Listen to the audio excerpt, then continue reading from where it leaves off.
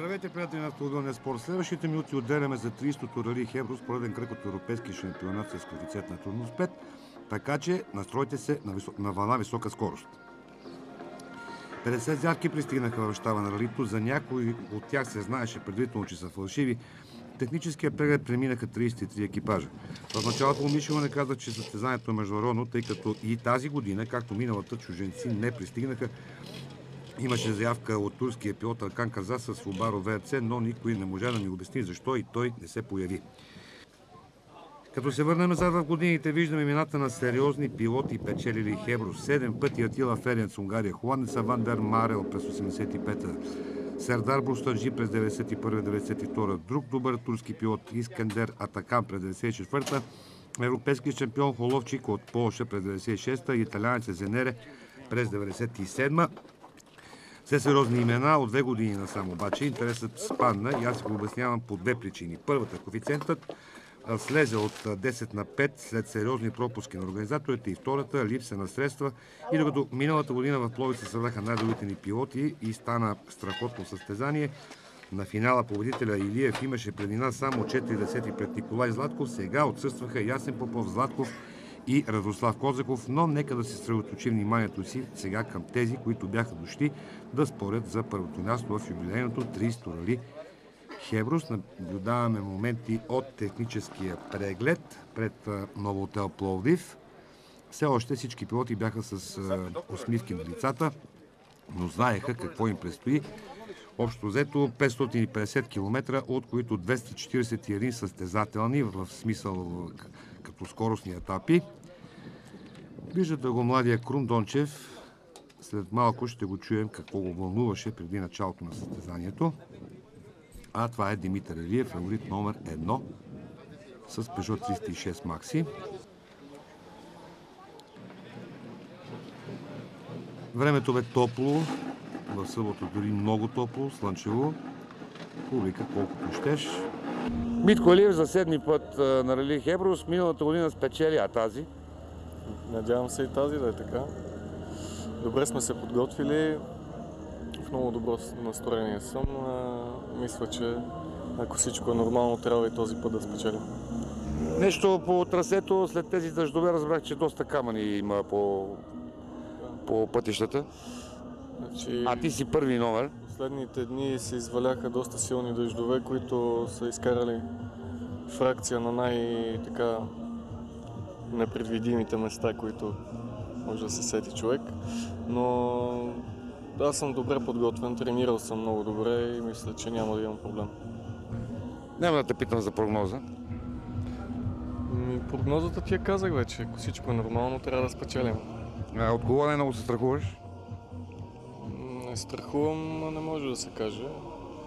По принцип, колкото да е силна конкуренцията, аз не се страхувам от нея. Уважавам я много, но не се страхувам. Така като гледам, борба ще има с Илия Царски, с Дамир Златков, с Крум Дончев. Зависи, много зависи от това как ще тръгне състезанието. Успех! Мерси! Чухте какви мисли вълнуваха Димитър Илиев преди началото на състезанието с самочувствие. Той потегли по трасето. Този автомобил е някъде около 280 конски сили, подготвен от италянеца Симони. И вече сме на първи скоростен пробег, така наречения Коматевски възел, където Митко бе победен само от Илия Царски с 1 секунда и 1/10. Но всички тук внимаваха, защото виждате, че трасето е по улици, а отстрани има непреодолими бариери като тези тротуари и никой принципно не реши, че трябва да реши тук състезанието. Така е било винаги и на Албена, и тук в Пловдив. По-нататък обаче Митко започна с едно невероятно темпо. Дръпна веднага след първата отсечка на Илия Царски и не му позволи изобщо да си помисли за нещо повече от второто място.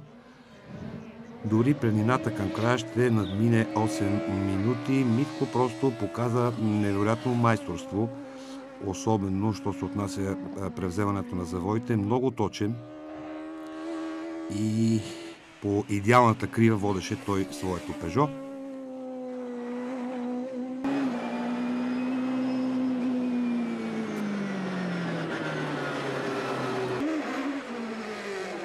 Ето го отново на старта на поредната отсечка.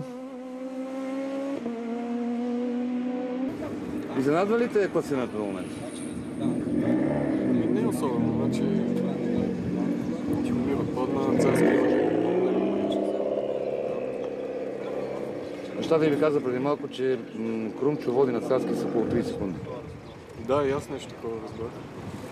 Но би трябвало, ако си реши проблемите, да ги избие, тъй като разликата в колите е невероятно голяма. Ще променяш ли нещо в тактиката? Ами може би трябва да почна вече по-спокойно да карам, въпреки че това е нощ с две острията, защото тогава човек се отпуска и може по-лесно да направи грешка. Но пък от друга страна се пази колата и по-голям шанс да се завърши. Има ли публика по трасето? Има, да. Има много дисциплинирано. За разлика от Рали Албена, където беше заставаха където им падна. Нямаш проблеми, ти си първа кола. Не. Много хубаво публика. Интелигентни, разумни хора. Окей. Това е Тихомир Златков. Митко Илиев каза преди малко, че ще му бъде сериозна конкуренция. Надявам се, щом го е казал. Правих нов мотор и просто не съм го тествал. Няма представа какво ще стане. Да се надяваме, че по-добре. На Албена вървеше отлично. Надявам се и тук. Успех! Мерси! Чухте Тихомир Златков, той бе направил скоро ремонт на своя мотор, или по-скоро след Рали Албена, но имаше някакво предчувствие, че може да му стане нещо с скоростната кутия. В крайна сметка, първо му отказа 6-та скорост, след това и другите. Видяхте го, Митко, разговора, който водихме, бе в сервизния парк. На 5 пъти, даже 6 пъти в този ден пилотите имаха право на сервизна помощ. Тя бе дислоцирана близо край Пловдив. И до там стигнаха доста от екипажите, до там стигнаха и тези, които крайна сметка имаха проблеми през този ден, както Златко, който стигна парка и се отказа, защото беха му избягали още 2 скорости, 2 предавки. Не успя този път Форда му да издържи, както това стана на Албена преди месец. Иначе Златков спокойно можеше да претендира за третото, а защо не и за второто място, тъй като ще разберете след малко, че не само той напуска състезанието, а и още един от фаворитите, но за това след малко, когато му дойде времето.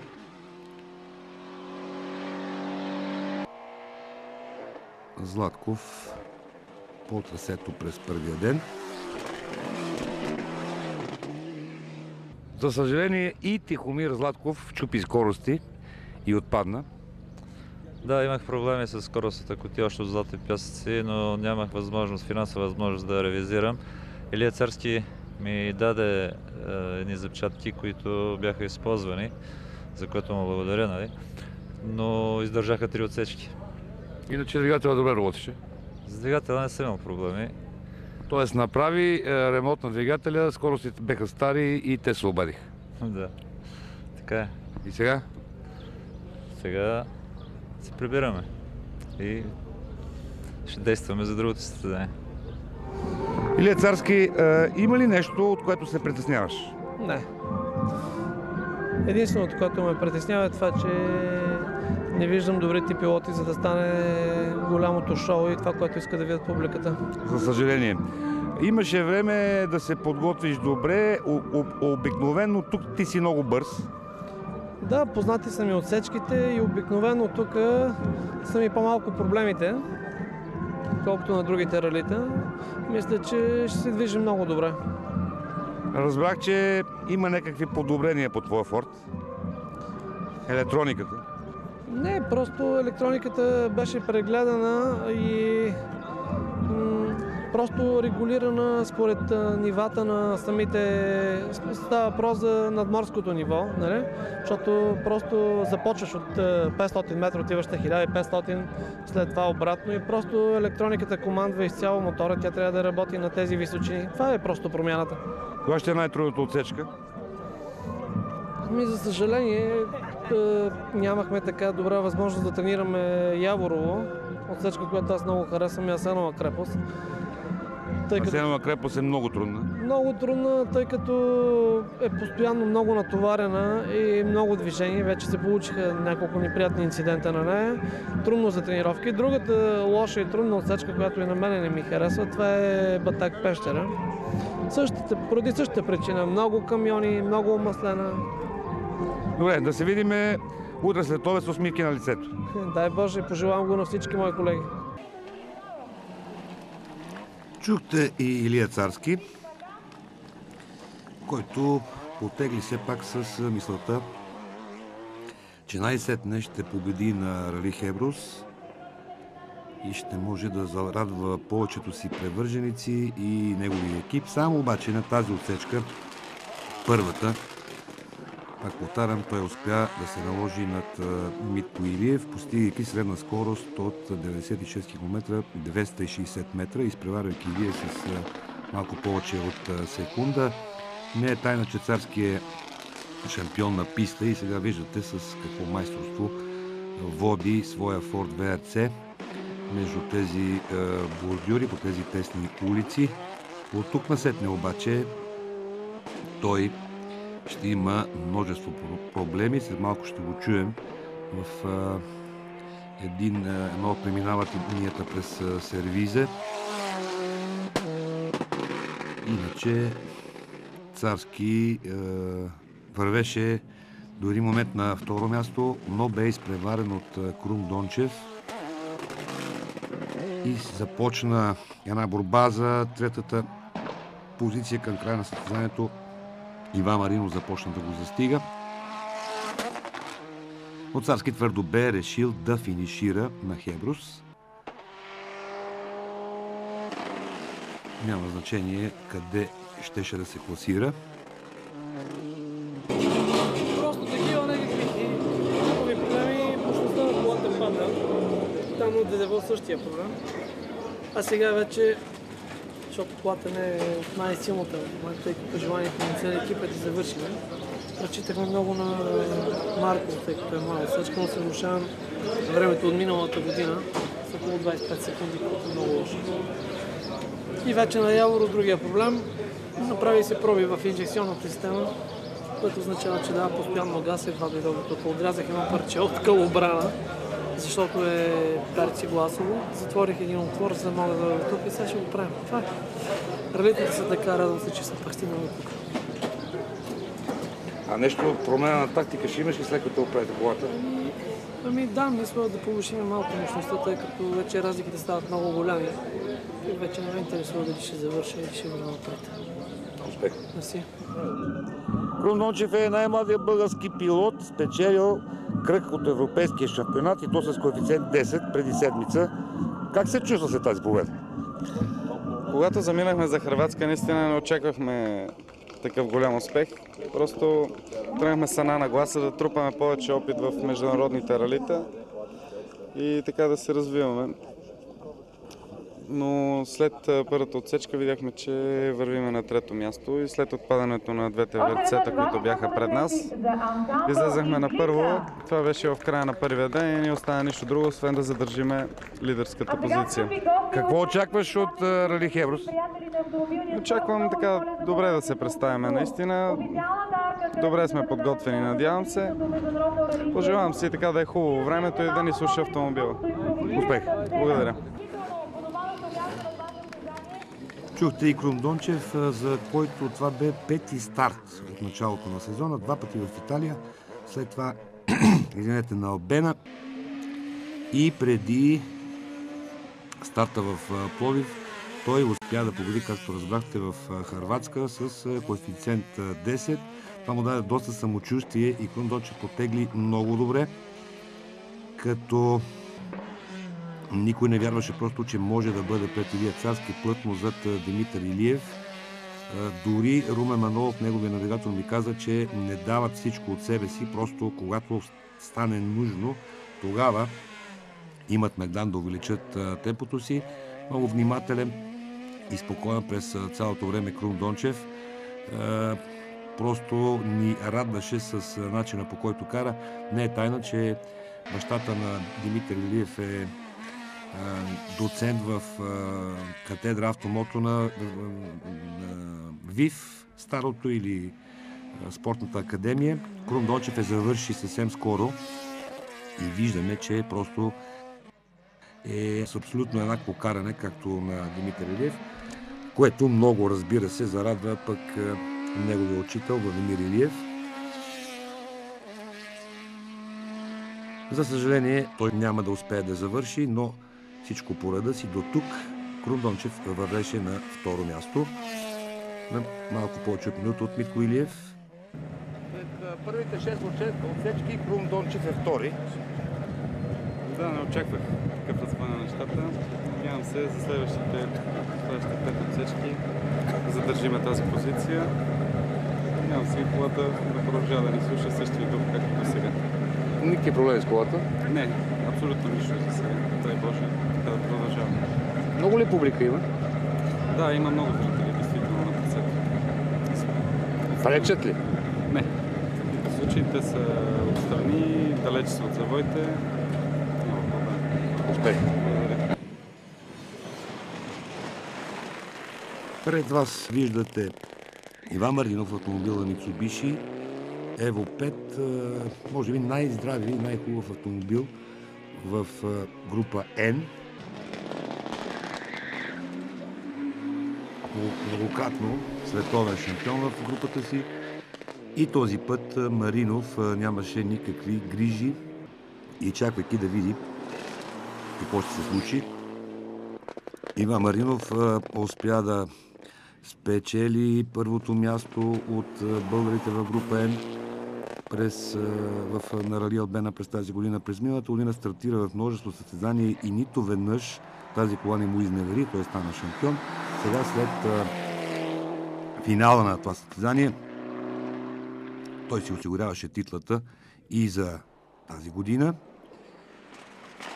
Дори помисли за нещо повече от третото място към края на състезанието Маринов. Това е с номер 10 Николай Паунов от Пловдив. Автомобила е Ford Cosworth, също от група N, но много по-слаб от Mitsubishi-то. Паунов стартира с голямо желание да покаже пред родна публика как седат нещата добре, но в един момент няма да му издържи турбокомпресора и той ще трябва да мине от страната на публиката. Жалко, защото иначе се движеше между първите 5. Мощността е някъде 230-40 конски сили, но и този Форд е доста поувехтял на 6 или 7 години. Имаше проблеми в самото начало с турбокомпресора си. Отстрани ги, започна да дава по-сериозни времена, но в един момент турбото му отказа, макар че без след основен ремонт, което така малко изненада Паунов, тъй като един турбокомпресор трябва да издържа поне 2 или 3 състезания.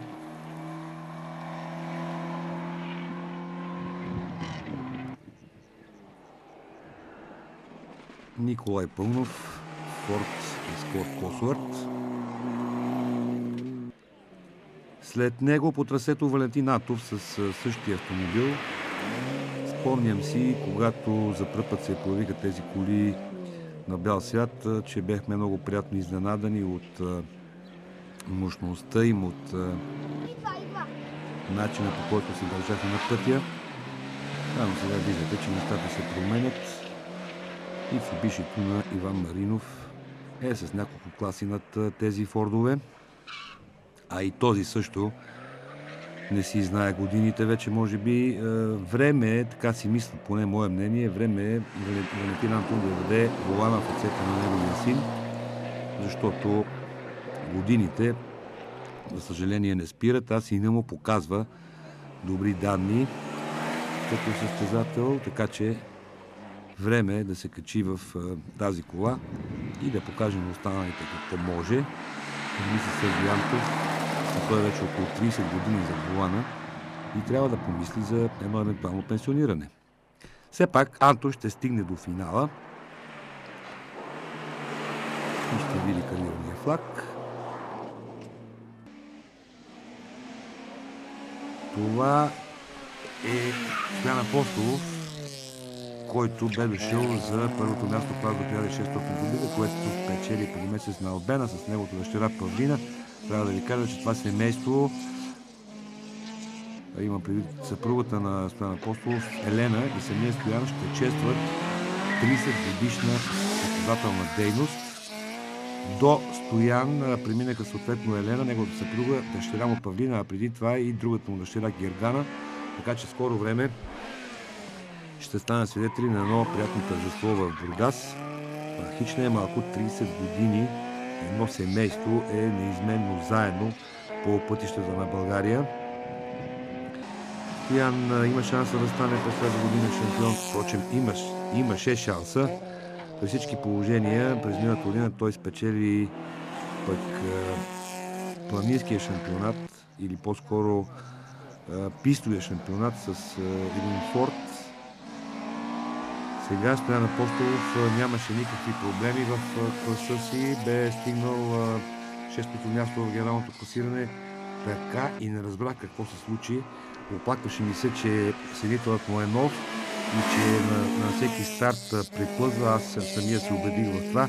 Може би е получил някакъв такъв дефект с този седител. Виждате сега Георги Гераджиев младши, момчето, което водеше в този клас до 1600 кубика на Албена, но допусна една грешка, изпусна един завой, удари се и отпадна.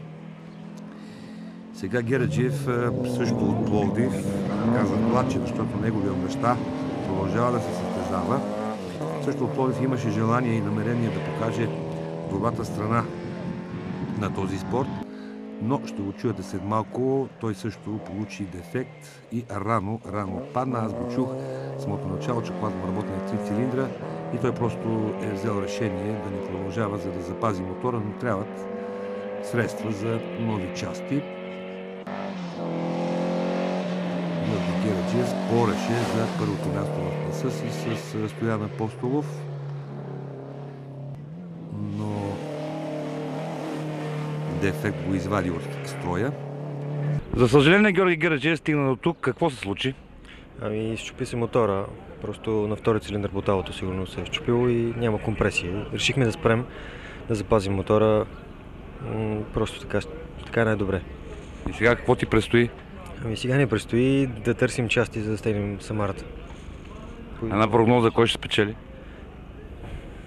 Трудно ми е да кажа. Според мен е Митко. А за второто място смятам, че Крум няма да има проблеми. А Царски? За мен Царски ще бъде трети. Това е лично моята прогноза. Значи Митко, Крум и Царски. Благодаря. Моля. Чухте прогнозата на Георги, а сега на екрана или по трасето е Цветан Илиев с една пистова Шкода. За първ път у нас се появява такъв автомобил на рали. Разбира се, че не е подготвен и общо взето бързо Цветан напусна състезанието, след като, доколкото разбрах, е спукал катера на своя двигател в някой неравност по пътя. Лично аз си мисля, че тази кола най-малко е подготвена, за да мине дори по едно асфалтово рали, да не кажа за някакво по-шарено. Така че никакви шансове за Цветан Илиев да финишира поне с тази пистова кола. Сега виждате Николай Котларов, за който ще стане дума и малко по-късно. Котларов подкара тази Лада много сериозно. Дори в един момент имаше главоболие с него Стоян Апостолов. но не прецени на едно място възможностите на своя автомобил и ще допусне една грешка за радост без някакви последствия. Но начинът, по който кара Ладата си Котларов, мен лично ме изненада приятно. Просто това момче тук допусна грешка и тя загасна. Няма значение, това момче има бъдеще, но малко трябва да преценява възможностите си. А иначе колата му работеше перфектно, ако изобщо на това, което виждаме в момента, можем да наречем състезателен автомобил, тъй като преди него явно колите са къде-къде по-нагласени.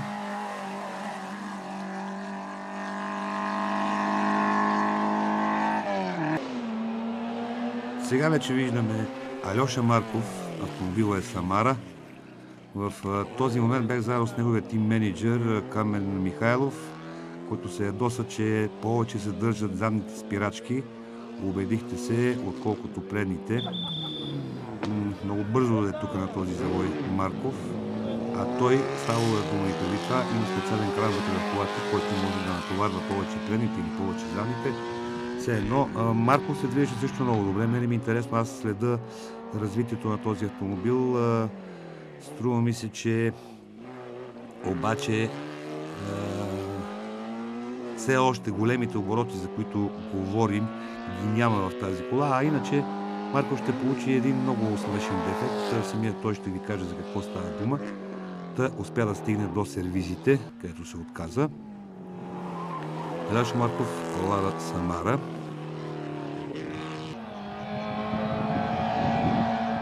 Това е старта на хижа Здравец. Някъде тук Марков ще спре своето участие. И Алеша Марков получи някакъв дефект, който не му позволи да продължи. Какво точно се случи?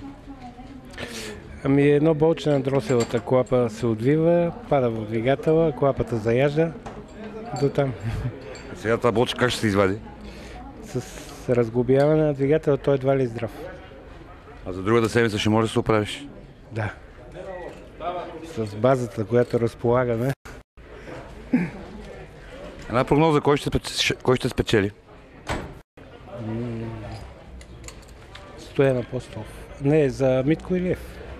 А в твоя клас? Стоян Апостолов. Вече сме в втората половина на деня, когато отсечките започнаха да се карат повторно.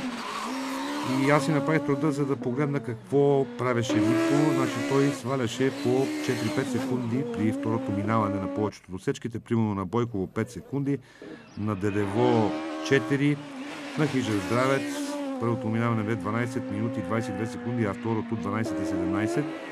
Всичките тези, това е Хижа Здравец, всичките тези времена бяха нови рекорди на трасетата, което доста обесърчи Илия Царски, а и неговите проблеми продължаваха. Той просто твърдо бе решил този път да завърши, знаейки, че много трудно ще го настигне или по-скоро изпревари Иван Маринов в онзи момент, в който Крум Дончев точно на тази отсечка малко по-нагоре, ще го видите след малко, не му издържаха просто двата предни мотосилра, пробиха болтовете, които ги държат и ето го Крум. И Крум Дончев трябваше да напусне състезанието, независимо от това, че бе до момента на второ място и водеше убедително водеше на Илия Царски, нещо, което никой не очакваше. Ето ги тези последни метри и общо взето това е най-дългата и трудна отсечка, 22 км и половина, като седна за скорост, както разбрахте, някъде около 110 км, имам преди средната скорост на Димитър Илиев. При това положение на трето място излезе Иван Маринов на вашите екрани, след като отпадна Крум Дончев. Той просто чакаше да види какво ще стане пред него, а към края на втория ден дори ще почне смело да атакува Царски. Но в крайна сметка и третото място му носи необходимите точки. Впрочем, той е първи в групата си и след първото място на Албена вече твърдо повтаря успеха си от миналата година. Ето го, това е Николай Котларов. Когато стигаме до скоростна отсечка Хижа Здравец и сега ще видите, ето този момент, внимавайте, тази бубуна, как го изхвърля и Котларов стигна до тук. Радостното бе, че имаше този бряг, който не му позволи да продължи пътя си, защото там имаше публика и можеше да стане нещо лошо.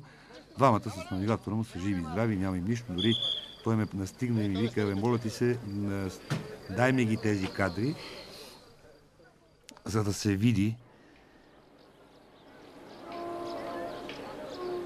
Това е началото на втория ден. Класирането след първия Митко Илиев. На втора позиция Илия Царски на 3 минути и 22 секунди. На трети Иван Маринов на 4.33. На четвърто Николай Пълнов на 9.53. На пето място Йордан Атанасов на 10.11. Вече Митко Илиев по трасето. На шесто място Стоян Апостолов на 10.11. Значи разликата между Йордан Атанасов и Стоян Апостолов по първия ден е само 1/10. До момента го нямахме Йордан Атанасов в кадър, защото той бе 40-ти номер и ние просто нямахме време да го чакаме. Сега обаче днес ще го видите, тъй като знаете, че класирането, т.е. старта се определя по класирането от първия ден. Тази отсечка е една от най-трудните, защото има изкачване, което се кара и като планински шампионат. След това обаче има едно спускане към така наречената добра вода, което е много тясно, много ужасно. Оттам явно Митко печелеше срещу Царски, защото е много по-трудно да караш спускане, отколкото качване. Ето до тук надолу започва това спускане. И през този ден нещата не се промениха особено. При второто преминаване на Батак Митко свали 4 секунди, като средната му скорост стигна 106 км. При повторното преминаване на Хижа Здравец той постигна рекордните 110 км средна скорост, както ви казах. Приблизително по същия начин седяха нещата и при Илия Царски, но това, което той сваляше, не бе достатъчно, за да достигне Илиев, или бе достатъчно да поддържа една преднина пред Иван Маринов.